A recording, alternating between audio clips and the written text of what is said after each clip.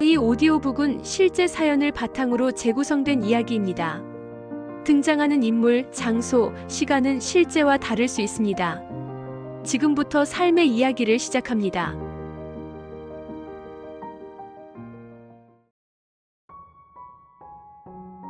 안녕하세요. 저는 이준입니다. 올해 39? 이런 이야기를 여러분께 들려드리게 될 줄은 정말 몰랐습니다. 저희 할머니를 천사처럼 돌봐주던 요양보호사가 있었습니다. 가족 모두가 그녀를 저희의 구원자라 믿었죠. 그런데 그런 할머니가 갑작스럽게 돌아가셨을 때 저는 왠지 모르게 마음 한구석이 불편했습니다. 만약 여러분이 가장 믿고 의지했던 사람에게 소름 끼치는 이중생활이 있었다면 어떠시겠습니까? 오늘 제가 들려드릴 이야기는 모두의 믿음 뒤에 숨겨진 추악한 진실을 파헤치는 과정에 대한 기록입니다. 그리고 가장 소중한 사람을 지키기 위해 때로는 불편한 의심을 품는 용기가 얼마나 중요한지에 대한 이야기이기도 합니다.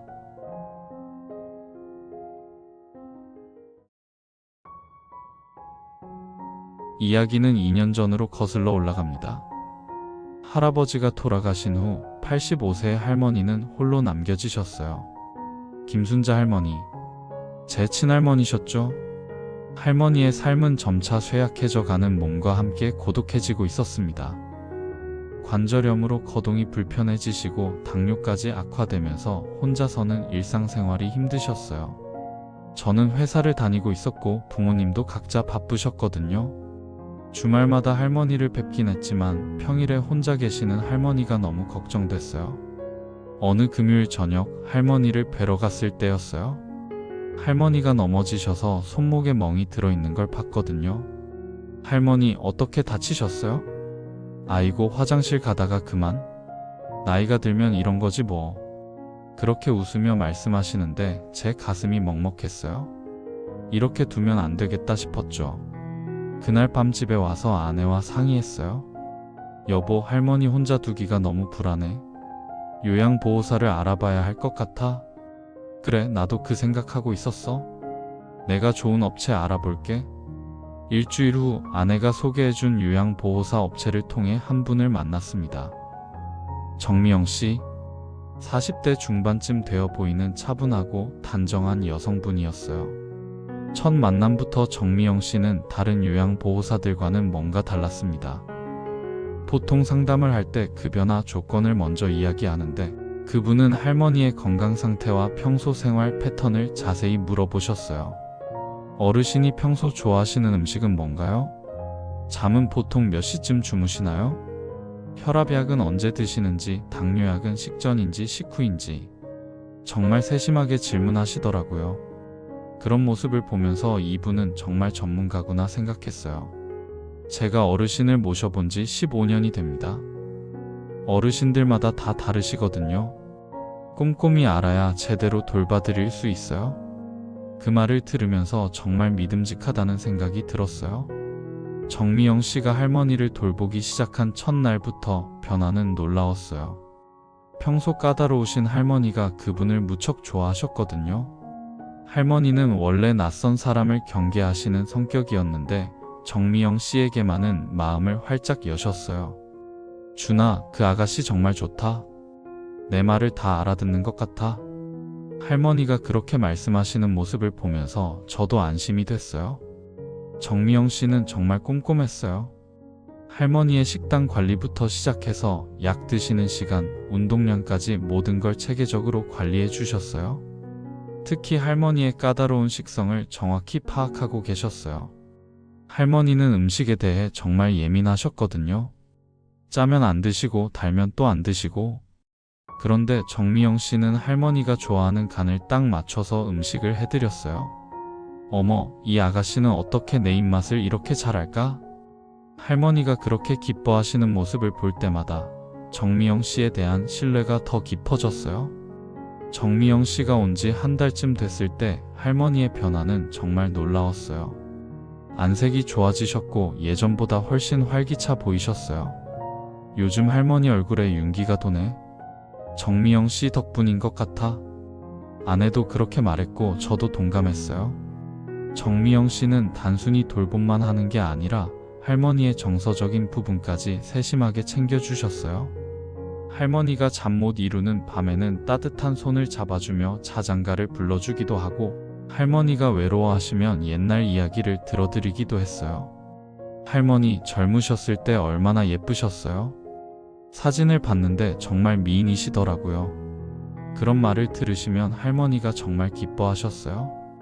80이 넘으신 할머니가 소녀처럼 수줍어 하시는 모습을 보면서 정미영 씨의 마음 씀씀이에 감동받았어요. 정미영 씨의 평판은 동네에서도 대단했어요. 어느 일요일 오후 할머니를 뵈러 갔을 때였어요. 옆집 할아버지가 저를 보시더니 이런 말씀을 하시더라고요. 준이야, 너희 집에 온 그 아가씨 정말 좋더라. 우리 집에도 좀 소개해 줄 수 있니? 어떤 면에서 좋으시다는 건가요? 아이고, 그 인품을 봐라. 우리 할머니한테도 항상 인사 잘하고 무거운 거 들고 가면 도와주려고 하고. 참 착한 아가씨야. 그런 말을 들을 때마다 뿌듯했어요. 우리 가족만 좋게 보는 게 아니라 이웃들도 인정하는 분이구나 싶어서요.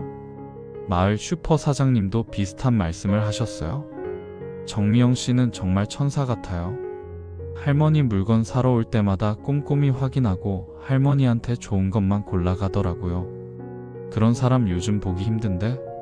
3개월이 지나면서 정미영 씨는 이제 우리 가족의 일원이나 다름없었어요. 저희 가족 모임에도 자연스럽게 참여하게 됐고, 할머니 생신 때도 함께 축하해 주셨어요. 그때 정미영 씨가 직접 만드신 미역국을 할머니가 정말 맛있게 드시는 모습을 봤거든요. 이 국은 어떻게 끓인 거야? 내가 끓인 것보다 훨씬 맛있네. 할머니 입맛에 맞게 하려고 여러 번 연구했어요. 할머니가 좋아하시니까 다행이네요. 그런 대화를 들으면서 정말 할머니를 친할머니처럼 생각하고 계시는구나 싶었어요. 정미영 씨는 할머니의 작은 변화도 놓치지 않으셨어요. 혈압이 조금이라도 높으면 바로 연락을 주셨고, 식욕이 없으시면 원인을 찾으려고 노력하셨어요. 준씨, 할머니가 요즘 밤에 잠을 못 이루시는 것 같아요. 한번 병원에 가보시는 게 어떨까요? 그런 세심한 관찰과 보고 덕분에 저희는 할머니의 건강을 더 체계적으로 관리할 수 있었어요. 6개월이 지날 무렵 저는 정말로 마음이 편해져 있었어요. 회사 일로 늦는 날이 있어도, 출장을 가야 하는 날이 있어도 할머니 걱정은 전혀 하지 않게 됐거든요. 정미영 씨가 계시니까 할머니가 안전하다는 확신이 있었어요. 그분만큼 할머니를 잘 돌볼 수 있는 사람은 없다고 생각했어요. 정미영 씨 덕분에 우리가 얼마나 편해졌는지 몰라. 아내도 그렇게 말했고, 부모님도 정미영 씨를 극찬하셨어요. 우리가 복이 많아서 이런 좋은 분을 만난 거야. 어머니가 그렇게 말씀하실 때 저도 정말 그런 것 같았어요. 수많은 요양보호사 중에서 이렇게 완벽한 분을 만났다는 게 정말 행운이라고 생각했거든요. 그때까지만 해도 그 완벽함이 얼마나 무서운 가면인지 몰랐어요. 할머니와 정미영 씨가 함께한 지 8개월째 되던 어느 화요일 새벽이었어요. 핸드폰 벨소리에 잠에서 깼는데 정미영 씨의 전화였어요. 준씨, 할머니가. 목소리가 떨리고 있었어요. 네? 무슨 일이에요? 병원으로 와주세요. 빨리요. 그 말을 들은 순간 온몸이 얼어붙었어요. 급하게 옷을 입고 병원으로 달려갔죠. 응급실에 도착했을 때 할머니는 이미 의식을 잃으신 상태였어요. 의사 선생님이 저를 불러내어 말씀하시더라고요. 최선을 다했지만 준비하세요. 그 말을 듣는 순간 머릿속이 하얘졌어요. 어제까지만 해도 괜찮으셨는데. 정미영 씨 말로는 저녁 식사도 잘 하시고 평소와 다름없으셨다고 했는데, 새벽 4시 32분 할머니는 조용히 숨을 거두셨어요. 할머니의 마지막 모습은 너무나 평온했어요. 고통스러워하는 기색도 없고 그냥 편안하게 잠드신 것처럼 보였거든요. 자연스러운 노환으로 보입니다. 85세라는 나이를 생각하면 크게 고생하지 않고 가신 것 같네요. 담당 의사는 그렇게 말했지만 저는 마음 한구석에 뭔가 석연치 않은 기분이 들었어요. 어제까지만 해도 할머니는 정정하셨거든요. 물론 나이가 있으시니까 언제든 그럴 수 있다는 건 알았지만 너무 갑작스러웠어요. 정미영 씨는 장례 준비를 도와주셨어요. 할머니와 함께한 8개월 동안의 추억을 이야기하면서 눈물을 흘리시더라고요. 할머니가 얼마나 좋은 분이셨는지 저도 친할머니처럼 생각했는데 그런 말을 하면서 우시는 모습을 보니까 저도 마음이 아팠어요.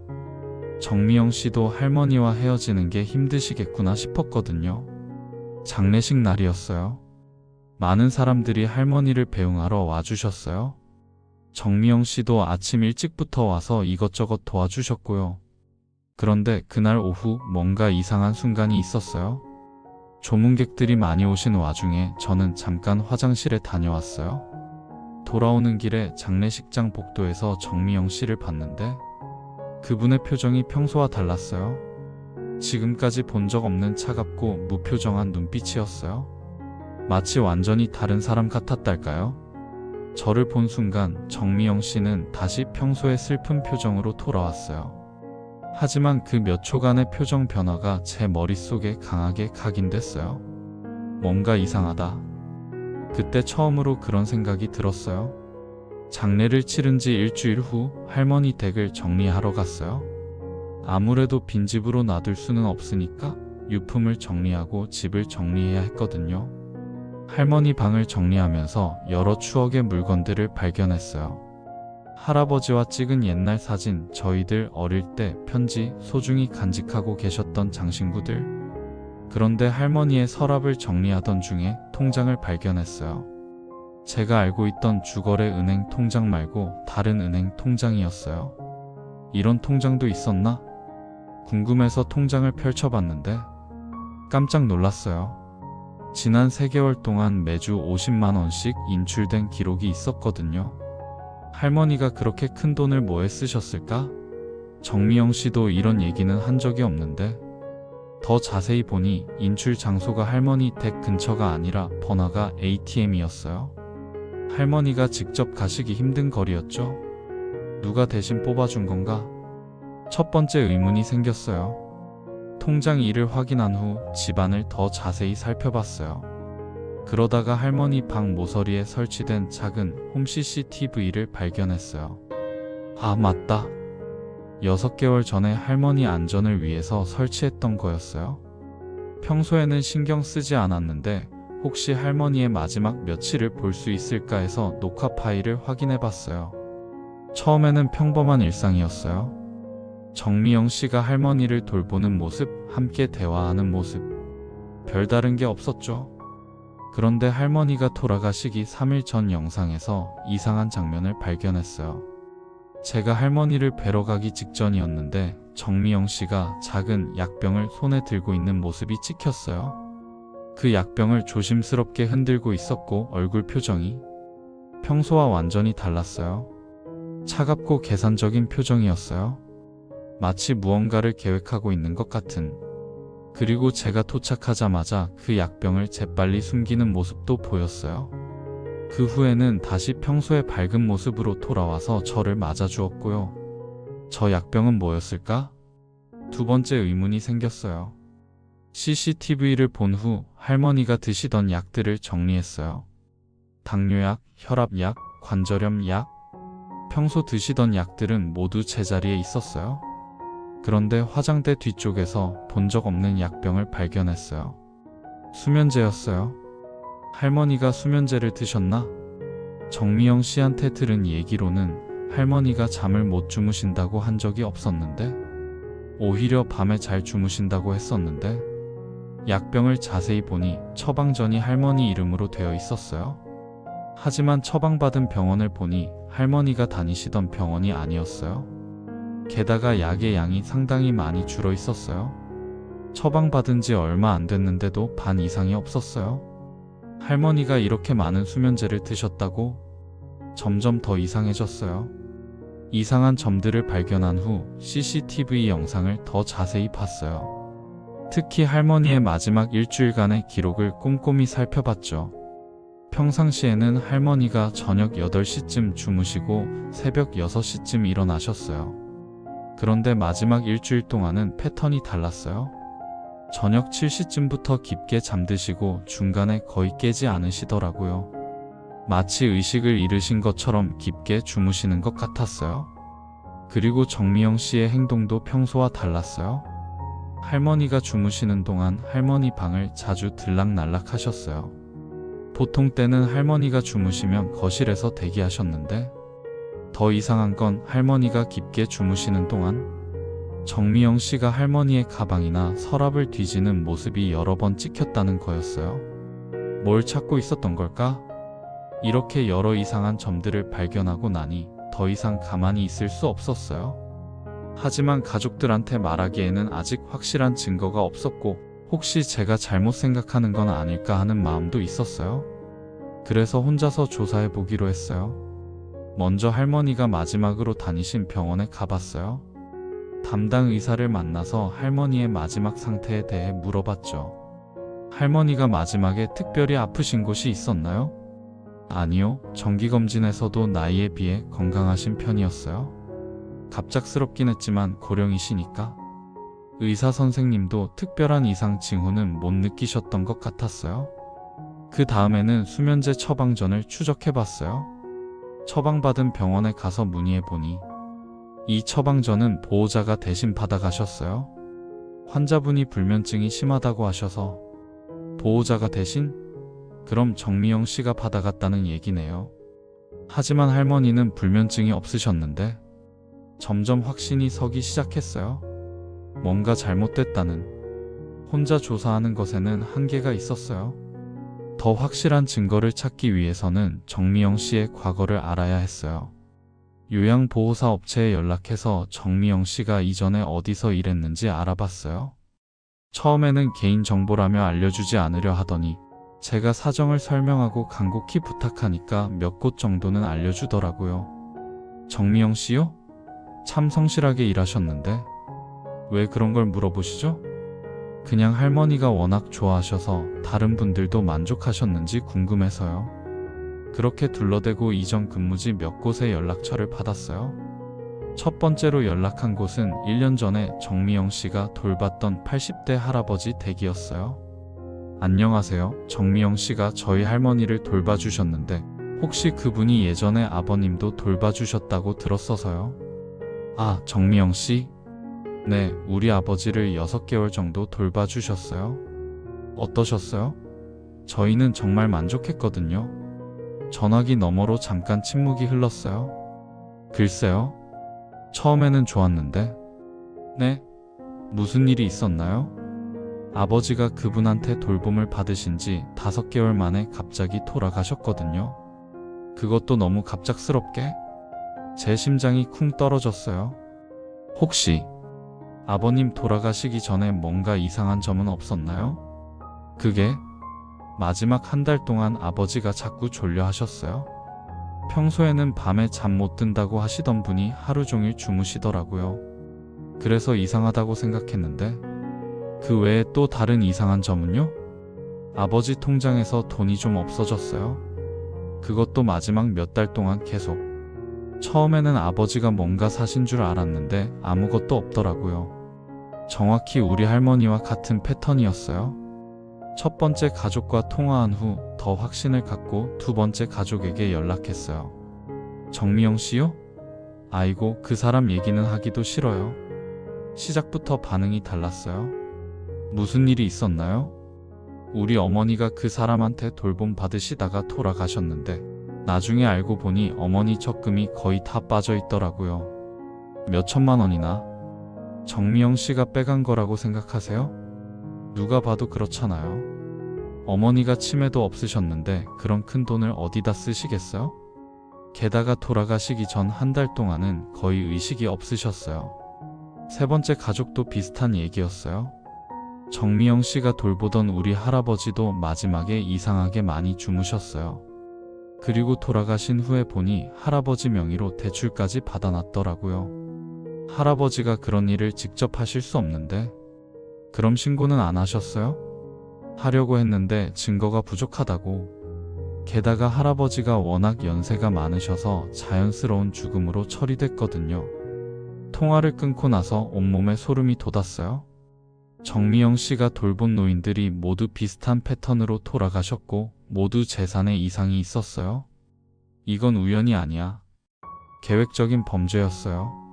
세 가족과 통화한 후 직접 만나서 이야기하자고 제안했어요. 모두 비슷한 피해를 당했으니 함께 대응하는 게 좋겠다고 생각했거든요. 주말에 카페에서 만났는데 실제로 만나서 이야기를 들어보니 더욱 끔찍했어요. 첫 번째 가족의 김 씨가 말했어요. 저희 아버지 마지막 2달 동안 정미영 씨가 아버지를 거의 의식불명 상태로 만들어 놨어요. 약을 과다 복용시킨 것 같아요. 어떤 약을 말씀하시는 거예요? 수면제요?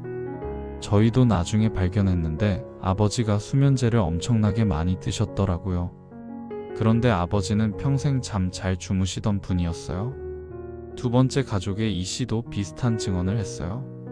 저희 어머니도 마지막에 하루 종일 잠만 주무셨어요. 그 사이에 정미영 씨가 어머니 카드로 돈을 뽑고 적금을 해지하고 모든 걸 혼자 처리했어요. 어머니가 직접 은행에 가셨나요? 아니요, 정미영 씨가 어머니를 휠체어에 태우고 데려갔어요. 어머니는 거의 의식이 없는 상태였는데도. 세 번째 가족의 박 씨는 더욱 충격적인 얘기를 했어요. 저희는 할아버지가 돌아가신 후에 정미영 씨 집을 찾아갔어요.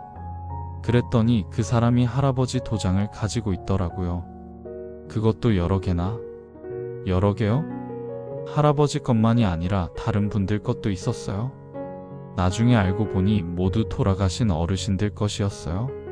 세 가족과 함께 정미영 씨의 뒤를 본격적으로 추적하기 시작했어요. 그녀가 훔친 돈을 어디에 쓰는지 알아내기 위해서였죠. 며칠 동안 미행한 결과 충격적인 사실을 발견했어요. 낮에는 요양보호사로 일하지만 밤에는 완전히 다른 삶을 살고 있었어요. 화려한 유흥가에서 술을 마시고 고급 브랜드 옷을 사고 무엇보다 불법 도박장을 드나들고 있었어요. 저기 봐요. 정미영 씨가 들어가는 곳? 우리가 미행한 날 정미영 씨는 지하에 있는 불법 도박장에 들어갔어요. 그리고 몇 시간 후에 나올 때는 얼굴이 창백했어요. 돈을 잃은 모습이었죠. 이틀 후에 또 따라가 봤는데 이번에는 사채 업체로 보이는 곳에 갔어요. 그곳에서 나올 때는 두꺼운 봉투를 들고 있었고요. 저 사람이 도박빚 때문에 어르신들한테서 돈을 훔쳤구나. 모든 퍼즐이 맞춰지기 시작했어요. 정미영 씨의 범행 패턴을 파악한 후 확실한 증거를 수집하기 위해 계획을 세웠어요. 먼저 그녀가 사용한 위조 서류들을 찾아야 했어요. 박 씨가 정미영 씨 집에서 봤다는 도장들과 서류들을 확보하는 게 중요했거든요. 우리가 직접 들어갈 수는 없으니까 경찰의 도움이 필요할 것 같아요. 하지만 경찰은 명확한 증거 없이는 수사하기 어렵다고 했어요. 그래서 우리는 다른 방법을 생각했어요. 정미영 씨를 직접 추궁해서 자백을 받아내기로 한 거죠. 김 씨가 좋은 아이디어를 냈어요. 제가 새로운 의뢰인인 척하면서 정미영 씨를 만나는 거 어때요? 그러면서 자연스럽게 과거 일들을 물어보고 그럼 녹음도 할 수 있겠네요. 우리는 정미영 씨한테 새로운 일자리를 소개한다며 만남을 주선했어요. 김 씨가 지인의 할아버지를 돌봐달라고 하면서요. 카페에서 만난 정미영 씨는 평소와 같은 친절한 모습이었어요. 어르신이 어떤 상태이신지 궁금해요. 혼자 계시는데 치매 초기 증상이 좀 있으세요? 그리고 자산이 꽤 있으신 분이거든요. 그 말을 듣자 정미영 씨의 눈이 번뜩였어요. 자산이요? 네, 부동산이랑 현금이 좀 있으세요? 그런데 워낙 연세가 많으셔서 정미영 씨는 점점 관심을 보였어요. 그리고 자연스럽게 과거 이야기로 넘어갔죠. 제가 돌봤던 어르신들도 그런 분들이 많았어요. 특히 혼자 계시는 분들은 외로우시니까 저한테 많이 의존하시더라고요. 그런 어르신들이 돌아가시면 유가족들이 섭섭해 하시죠? 어차피 연세가 많으시니까. 그리고 솔직히 자식들도 재산에만 관심 있는 경우가 대부분이에요. 점점 본색이 드러나기 시작했어요. 혹시 어르신들이 정미영 씨한테 감사 표시로 뭔가 주신 적도 있어요? 가끔 있죠. 용돈도 주시고 어떤 분은 카드까지 맡기시더라고요. 제가 대신 필요한 거 사라고. 녹음기를 켜둔 상태에서 이런 대화를 나눴어요. 비록 직접적인 자백은 아니지만 수상한 발언들이 계속 나왔죠. 함정 작전으로는 한계가 있었어요. 더 확실한 물적 증거가 필요했거든요. 그래서 우리는 위험을 감수하고 정미영 씨 집을 직접 수색하기로 했어요. 물론 불법이지만 다른 방법이 없었어요. 정미영 씨가 일하러 간 시간을 노려서 그녀의 원룸에 들어갔어요. 다행히 문단속을 제대로 안 해놔서 들어갈 수 있었어요. 집 안을 수색한 결과 정말 충격적인 것들을 발견했어요. 먼저 서랍에서 여러 어르신들의 인감 도장을 발견했어요. 우리 할머니 것도 있었고 다른 분들 것도 여러 개 있었어요. 그리고 각종 서류들, 가짜로 작성된 것 같은 유언장, 재산 증여서, 대출 서류 등이 가득했어요. 가장 끔찍한 건 작은 노트북이었어요. 거기에는 정미영 씨가 돌본 어르신들의 정보가 체계적으로 정리되어 있었어요. 노트북을 열어보니 정미영 씨의 범행 계획이 상세히 적혀 있었어요. 김순자 할머니 마이너스 예금 2천만 원, 적금 1천만 원, 부동산 없음. 가족관계 단순함. 목표 기간 6개월. 우리 할머니에 대한 기록이었어요. 마치 사냥감을 분석하듯 할머니의 재산 상황과 가족 관계를 파악해뒀더라고요. 다른 어르신들의 기록도 비슷했어요. 박철수 할아버지 마이너스 예금 5천만 원, 주식 3천만 원, 아파트 한 채. 아들 해외 거주. 목표 기간 8개월. 각 어르신마다 목표 기간이 설정되어 있었어요. 그 기간 동안 재산을 빼돌린 후 죽음에 이르게 한다는 계획인 것 같았어요. 가장 소름 끼치는 건 방법 부분이었어요. 수면제 과다 복용으로 의식 잃게 만들기 카드 및 도장 이용해 현금 인출. 각종 서류 위조로 재산 이전 마지막에 약물 조절로 자연사 유도. 체계적이고 계획적인 연쇄 살인이었어요. 노트북 외에도 중요한 증거를 발견했어요. 작은 약품 보관함이었는데 거기에는 각종 수면제와 심장약이 들어있었어요. 그리고 어르신들의 복용 약물을 어떻게 조작하는지에 대한 메모도 있었어요. 수면제 2배 농도로 조절 3일간 지속 심장약과 혼합 사용 자연사로 위장. 정미영 씨는 단순히 돈을 훔치는 게 아니라 체계적으로 어르신들을 죽음으로 내몰고 있었어요. 우리 할머니도 이런 방법으로. 생각하니까 너무 분해서 눈물이 났어요. 또 다른 서류에서는 정미영 씨의 도박 빚 규모를 알 수 있었어요. 여러 사채업체에서 총 1억 5천만 원의 빚을 지고 있었어요. 이자만 해도 월 1천만 원이 넘었고요. 그래서 어르신들한테서 훔친 돈을 모두 빚 갚는 데 썼던 거예요. 하지만 도박을 계속하니까 빚은 줄어들지 않고 더 많은 돈이 필요해서 더 많은 어르신들을 타겟으로 삼았던 거죠. 노트북에는 앞으로의 계획도 적혀 있었어요. 새로운 타겟 3명 물색 중. 재산 규모 큰 순서대로 접근 예정. 정미영 씨는 앞으로도 계속 이런 범죄를 저지를 계획이었어요. 정미영 씨의 집에서 확보한 모든 증거를 가지고 드디어 경찰서에 정식 신고를 했어요. 다른 피해 가족들과 함께요. 담당 형사는 저희가 가져온 증거들을 보더니 깜짝 놀라더라고요. 이 정도면 연쇄살인 사건이네요. 즉시 수사에 착수하겠습니다. 하지만 형사는 한 가지 우려를 표했어요. 다만 피해자들이 모두 고령이셔서 부검이 어려울 수 있어요. 그리고 불법 침입으로 얻은 증거는 법정에서 인정받기 어려울 수도 있고요. 그래도 우리는 포기하지 않았어요. 다른 방법을 찾아서라도 정미영 씨를 반드시 처벌받게 만들겠다고 다짐했어요. 경찰 수사가 시작되기 전에 우리는 정미영 씨와 직접 대면하기로 했어요. 자백을 받아내기 위해서였죠. 정미영 씨를 카페로 불러내서 내 가족이 함께 마주했어요. 무슨 일이에요? 갑자기 이렇게 많이. 처음에는 당황하는 듯 했어요. 정미영 씨, 우리가 모든 걸 알고 있어요. 김 씨가 차분하게 말했어요. 뭘 안다는 거예요? 당신이 우리 가족들을 어떻게 죽였는지, 돈을 어떻게 훔쳤는지 다 알아요. 그 순간 정미영 씨의 얼굴이 완전히 변했어요. 지금까지 봤던 친절한 미소가 완전히 사라졌어요. 증거라도 있어요? 목소리도 차가워졌어요. 있어요. 당신 집에서 가져온 증거들이요. 우리가 촬영한 사진들을 보여주자 정미영 씨는 잠시 멈칫했어요. 그래서 뭐 어쩌겠다는 거예요? 정미영 씨가 완전히 태도를 바꿨어요. 더 이상 선량한 요양보호사가 아니었어요. 당신들 어르신들은 어차피 곧 죽을 운명이었어요. 저는 그냥 그 시간을 조금 앞당긴 것뿐이에요. 그 말을 듣는 순간 온몸이 떨렸어요. 그리고 솔직히 말해서 자식들도 재산에만 관심 있으면서 무슨 소리예요? 어르신들이 살아계실 때 얼마나 자주 찾아갔어요? 정미영 씨는 오히려 우리를 공격하기 시작했어요. 저는 적어도 마지막까지 곁에 있어 드렸어요. 외로우신 분들한테 따뜻함을 줬고요. 따뜻함이요? 독살하면서요? 이 씨가 분노하며 말했어요. 독살이라니. 그냥 편안하게 보내드린 거예요. 고통 없이요.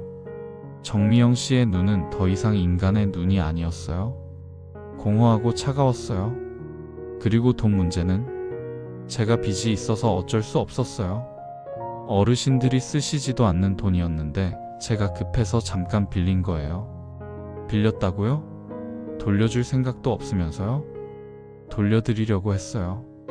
제 상황이 나아지면 끝까지 자신의 행동을 정당화하려 했어요. 정미영 씨, 당신이 죽인 분들한테 가족이 있다는 걸 생각해봤어요? 우리가 얼마나 슬픈지 알아요? 박 씨가 울면서 말했어요. 슬프긴요. 어차피 언젠간 돌아가실 분들이었어요. 저는 단지 그 과정을 편하게 해드린 거예요. 그 말을 들으면서 이 사람은 정말 인간이 아니구나 싶었어요. 우리가 정미영 씨와 대화하는 사이 미리 연락한 경찰들이 도착했어요. 정미영 씨, 동행해주세요. 형사들이 들어오자 정미영 씨는 마지막으로 우리를 향해 이렇게 말했어요. 후회 안 해요. 저는 제가 살아남기 위해서 한 일이에요. 당신들도 제 입장이었다면 똑같이 했을 거예요. 그리고는 체포되어 끌려갔어요. 끝까지 반성의 기색은 전혀 없었어요. 경찰 수사가 진행되면서 더 많은 사실들이 드러났어요. 정미영 씨는 총 12명의 어르신을 죽였어요. 우리가 알던 것보다 훨씬 많았어요. 수법도 점점 교묘해지고 있었어요. 처음에는 단순히 수면제를 과다 복용시키는 정도였는데 나중에는 혈압약과 당뇨약을 조작해서 서서히 죽음에 이르게 하는 방법을 썼어요. 총 피해 금액은 5억 원이 넘었어요.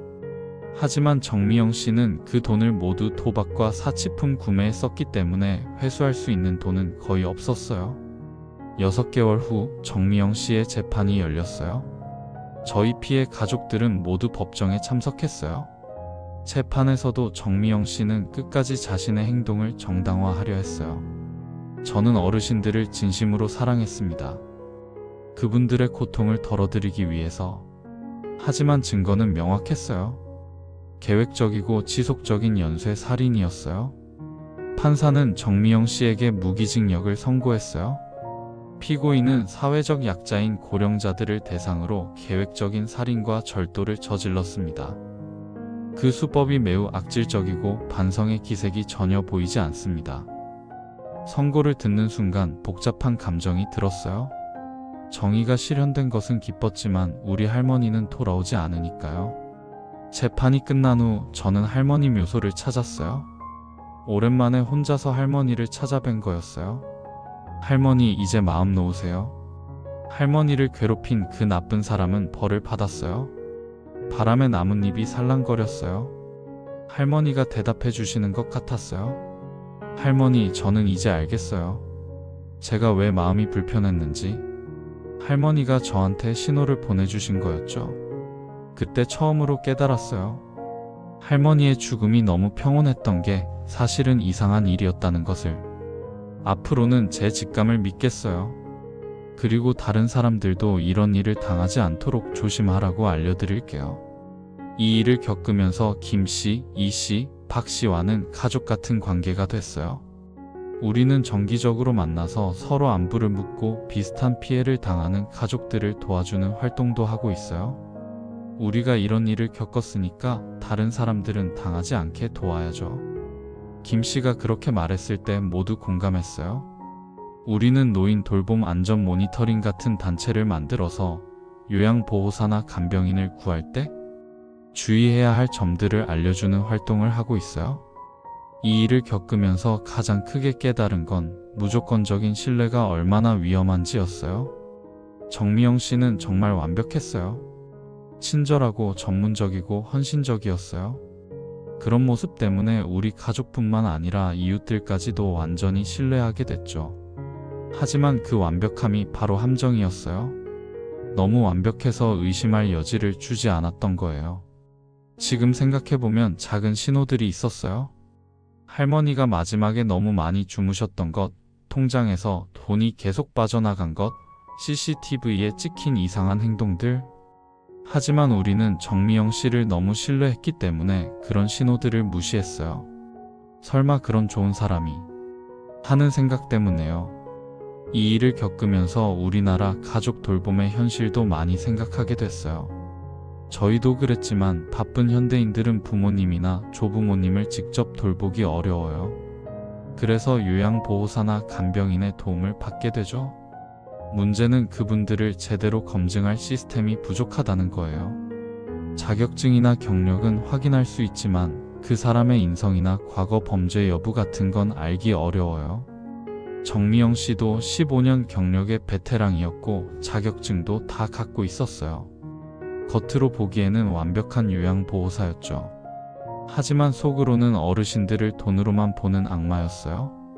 이번 사건을 통해서 우리 사회에서 가장 약한 고리가 무엇인지 알게 됐어요. 바로 혼자 사는 어르신들이에요. 정미영 씨가 타겟으로 삼은 분들의 공통점을 보면 모두 홀로 사시는 분들이었어요. 가족들과 자주 만나지 못하는 분들이었고요.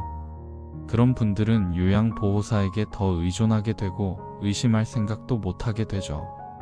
외로운 상황에서 친절하게 대해주는 사람이 있으면 완전히 마음을 열게 되니까요. 정미영 씨는 바로 이런 심리를 악용한 거예요. 어르신들의 외로움을 이용해서 신뢰를 얻고 그 신뢰를 이용해서 범죄를 저질렀어요. 만약 우리가 조금 더 일찍 이상한 점들을 발견했다면 어땠을까요? 할머니를 살릴 수 있지 않았을까요? 이런 생각을 자주 해요. 후회도 많이 하고요. 통장에서 돈이 빠져나가는 걸 봤을 때, CCTV에서 이상한 행동을 봤을 때, 그때 바로 추궁했다면? 하지만 그때는 정미영 씨를 너무 믿고 있었어요.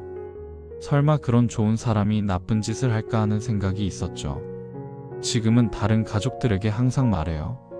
아무리 좋은 사람이라도 의심스러운 부분이 있으면 확인해보라고.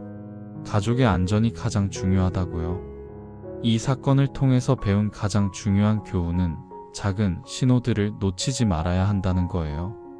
예를 들어서 어르신이 갑자기 많이 주무시기 시작한다면, 통장에서 설명할 수 없는 인출이 있다면, 평소 없던 약물이 발견된다면, 요양보호사의 행동에 일관성이 없다면, 어르신의 컨디션이 갑자기 나빠진다면, 이런 신호들이 나타나면 즉시 확인해 봐야 해요. 혹시 몰라서 하는 확인이 생명을 구할 수 있어요? 이번 사건에서 CCTV가 결정적인 역할을 했어요. 만약 CCTV가 없었다면 정미영 씨의 범행을 발견하기 어려웠을 거예요. 요양보호사를 쓰시는 분들께는 꼭 CCTV 설치를 권해요. 물론 사생활 침해 문제가 있을 수 있지만 안전이 더 중요하죠. CCTV를 설치할 때는 요양보호사에게 미리 알려주는 게 좋아요. 정당한 일을 하는 사람이라면 CCTV를 꺼릴 이유가 없으니까요. 오히려 CCTV를 설치하겠다고 했을 때 과도하게 반대한다면 그것 자체가 의심스러운 신호일 수 있어요. 아무리 믿을 만한 요양보호사라도 정기적인 점검은 필요해요. 한 달에 한 번이라도 통장 내역을 확인해보고 어르신의 약물 상태를 점검해보고 전반적인 컨디션을 체크해봐야 해요. 그리고 다른 가족들과도 정보를 공유해야 해요. 혼자서 다 확인하기는 어려우니까 여러 사람이 나눠서 점검하는 게 좋아요. 저희도 이제는 부모님 돌봄에 대해서 훨씬 더 체계적으로 접근해요. 믿되 확인하는 원칙을 지키고 있고요. 이 사건 이후로 요양보호사를 선택하는 기준도 완전히 바뀌었어요. 예전에는 친절하고 경력이 많은 분을 선호했는데 이제는 다른 것들도 확인해요. 이전 근무지에서의 평판은 어땠는지, 갑작스럽게 그만둔 곳은 없는지, 경제적 어려움은 없는지, 도박이나 다른 문제가 있는지. 물론 이런 것들을 다 확인하기는 어렵지만 최대한 알아보려고 노력해요. 그리고 너무 완벽한 사람은 오히려 의심해봐야 한다는 것도 배웠어요. 정미영 씨처럼 의도적으로 완벽한 모습을 연출할 수도 있거든요. 혼자 사시는 어르신들을 지키기 위해서는 가족뿐만 아니라 지역 사회의 관심도 필요해요. 이웃들이 좀 더 관심을 갖고 지켜봐주고 이상한 점이 있으면 가족들에게 알려주는 것만으로도 큰 도움이 돼요. 정미영 씨 사건에서도 이웃들이 좀 더 주의 깊게 봤다면 더 일찍 발견할 수 있었을지도 몰라요. 앞으로는 우리 동네 혼자 사시는 어르신들에게도 더 관심을 갖겠다고 다짐했어요. 이제 이야기를 마무리할 시간이네요. 할머니 정말 죄송해요. 제가 더 일찍 알아챘다면 할머니를 지킬 수 있었을 텐데. 하지만 할머니 덕분에 다른 많은 분들을 구할 수 있었어요. 할머니의 죽음이 헛되지 않도록 앞으로도 계속 이런 일들을 막기 위해 노력하겠어요. 그리고 할머니가 마지막에 보내주신 신호들, 제가 느꼈던 불편한 감정들이 결국 진실을 찾는 열쇠가 됐어요. 할머니가 저를 도와주신 거였죠. 이 이야기를 끝까지 들어주신 여러분께 몇 가지 당부를 드리고 싶어요. 첫째, 가족의 안전을 위해서라면 때로는 불편한 의심도 필요하다는 것입니다. 아무리 좋은 사람이라도 맹목적으로 믿지는 말아주세요. 둘째, 작은 변화나 이상한 점들을 무시하지 말아주세요. 여러분의 직감이 가족을 지킬 수 있습니다. 셋째, 혼자 사시는 어르신들께 더 많은 관심을 가져주세요. 정기적인 안부 확인과 점검이 생명을 구할 수 있어요. 정미영 씨의 진실을 마주하는 것은 정말 고통스러웠어요. 할머니를 그렇게 좋아하시던 분이 사실은 할머니를 죽인 범인이었다니? 하지만 그 진실을 마주했기 때문에 정의를 실현할 수 있었고 다른 피해자들도 구할 수 있었어요. 때로는 불편한 진실을 마주하는 용기가 가장 소중한 것을 지키는 힘이 될 수 있습니다. 이 이야기를 여러분께 들려드린 이유는 단 하나입니다. 저의 할머니가 겪었던 비극을 다시는 다른 누군가가 겪지 않기를 바라는 마음에서입니다. 사랑과 신뢰라는 이름 아래 숨겨진 위험을 경계하고 가족의 작은 목소리에도 귀 기울여 주세요. 그리고 혹시 비슷한 상황에 처하신 분이 계시다면 주저하지 마시고 도움을 요청하세요. 혼자서는 해결하기 어려운 일도 여러 사람이 함께하면 해결할 수 있어요. 여러분 모두 소중한 가족들과 함께 안전하고 행복한 나날 보내세요.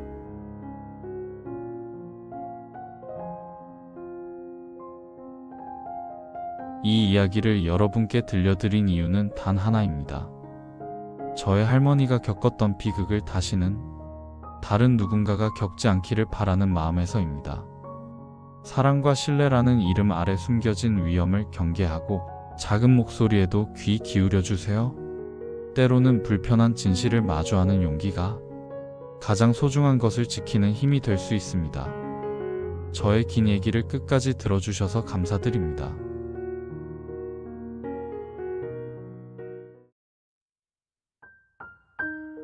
오늘의 이야기는 여기까지입니다. 혹시 비슷한 경험이 있거나 마음에 남는 부분이 있다면 댓글로 나눠주세요. 당신의 이야기가 또 다른 누군가의 위로가 될 수 있습니다. 구독과 좋아요는 우리 채널에 큰 힘이 됩니다. 다음 이야기에서 다시 뵙겠습니다.